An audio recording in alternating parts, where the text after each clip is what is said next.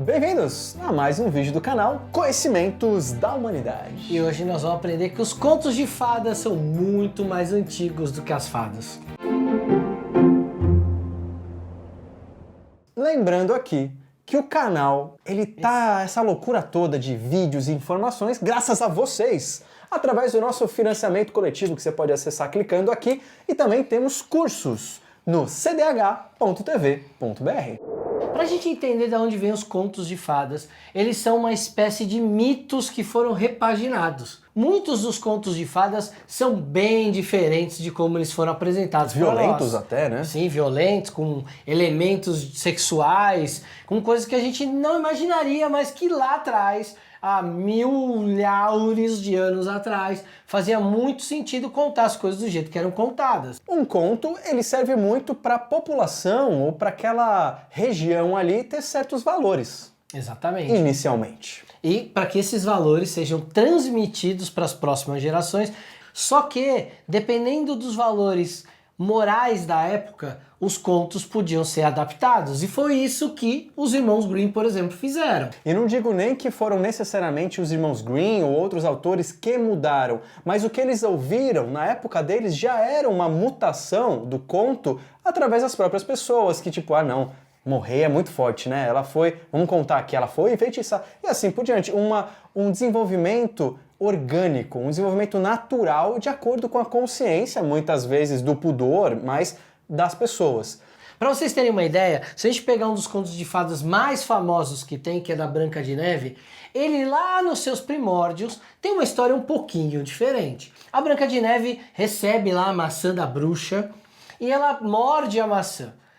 Em versões mais antigas, existem duas versões mais antigas que são mais comentadas, e uma ela engasga com a maçã e ela entra numa espécie de coma com aquela maçã, e o príncipe, ao ver a Branca de Neve naquele estado, tem uma relação sexual com a Branca de Neve, e durante o orgasmo do príncipe, a maçã sai finalmente pela boca, e a Branca de Neve acorda e acaba casando com o príncipe encantado. E a segunda versão é mais mórbida ainda, porque quando a Branca de Neve ingere a maçã, ela morre. Morre de verdade. E o príncipe vai lá ver lá o mausoléu da Branca de Neve de vidro, abre e consuma um ato sexual com a Branca de Neve morta, e ela ressuscita, e aí sim tem o casamento, tem toda a parte do casamento alquímico. É claro que quando você chega numa época cristã católica, você não vai ensinar para criança esse tipo de conto. Então isso era um conto que era ensinado para os adultos, onde você passava certos ensinamentos adiante. Ainda hoje, os contos de fada têm muito a nos ensinar, não só sobre morais ou uma ética específica, né, uma questão ali da sociedade, mas sobre nós mesmos. Porque muito do conteúdo ali não foi simplesmente uma criação consciente, mas os elementos que estão presentes nos contos de fadas são inconscientes, vêm do inconsciente coletivo, tem arquétipos ali. E isso é importante, porque às vezes parece uma história boba, de um príncipe, uma princesa, mas ali atrás tem justamente esses arquétipos do nosso inconsciente coletivo, e lições valorosas são ensinadas através desses contos de fadas. Então, para vocês terem ideia da parte simbólica disso tudo, se a gente pegar o príncipe como nossos princípios masculinos, que a gente fala tanto aqui no canal, e a princesa como princípio feminino, a relação sexual, o hierogamos, é a gente juntar, fazer uma síntese, um equilíbrio entre esses princípios, aí dando o casamento alquímico. Então, em vez de ser um ato sexual, em vez de ser uma princesa morta, vai ser simplesmente uma princesa que foi enfeitiçada, que está ali dormindo, e que com o beijo romântico e lindo do príncipe, ela acorda. E aí sim, você não tem o ato sexual, mas você tem o viveram felizes para sempre, como rei e rainha, que é justamente a dica de que aconteceu o casamento alquímico e agora temos um rei e uma rainha no reino.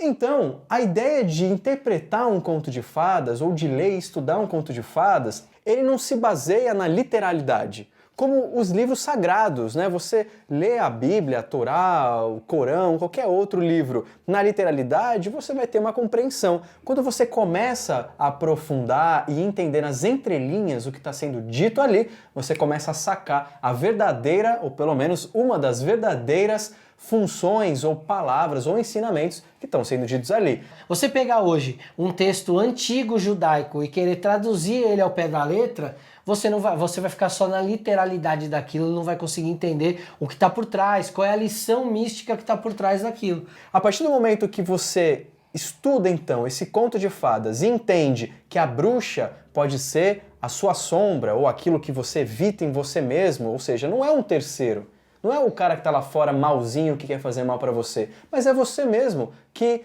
não quer o melhor para você, porque a gente falou semana passada sobre o arcano da torre. Esses padrões que ficam ali erigidos, eles são nossas sombras, por exemplo. Aquilo que não faz a gente se desenvolver. Exatamente. E aí, no caso, o que a bruxa oferece para Branca de Neve? A maçã. E a maçã, ela sempre foi um símbolo de conhecimento. Ela tem a casca avermelhada, remete ao nosso mental, ao fogo que rege as nossas interpretações racionais, e dentro o branco, que remete ao espiritual, ao acesso ao conteúdo espiritual, ao íntimo místico daquele conhecimento.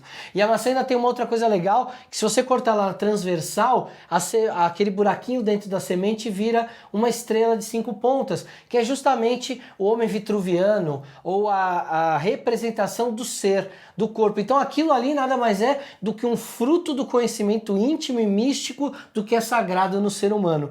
E aí é por isso que a Branca de Neve morre para essa vida antiga e renasce já com seu aspecto masculino consolidado para a nova vida. Se você não viu nosso vídeo sobre iniciação, aproveita e clica aí. Isso sempre em cima da minha careca. Isso. Então, a importância de se estudar os contos de fadas é nos conhecer. Como sempre, Conhecimentos da Humanidade falando sobre autoconhecimento, né? Exatamente. A ideia é você pegar tudo isso, entender que não é só uma balela ou não só uma coisinha para criança, mas existe um componente que serve para toda a humanidade.